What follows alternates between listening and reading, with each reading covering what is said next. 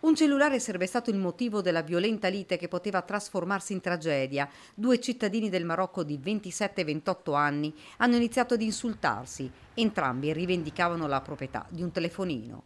Ad un tratto il più giovane ha estratto niente meno che un macete con lama di 40 centimetri, brandendolo contro il connazionale.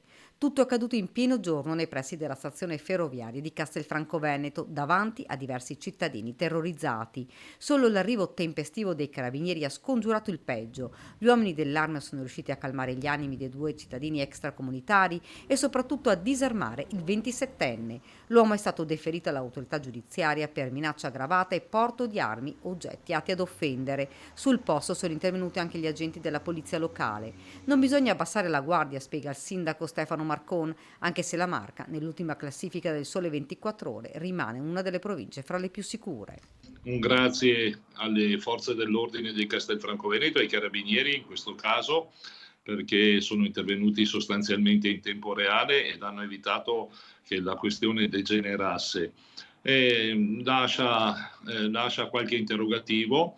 Adesso attendiamo di capire come mai questo soggetto fosse in possesso di questo macete, di cercare di fare degli approfondimenti e conseguentemente intervenire in modo tale che non si possa ripetere. Non solo, ieri intorno a mezzanotte è stato controllato a Villorba un 57enne moldavo. L'uomo è stato trovato in possesso di due coltelli, uno a scatto ed uno a serramanico. Le armi sono state sequestrate dai carabinieri e l'uomo denunciato per porto di armi, oggetti atti ad offendere.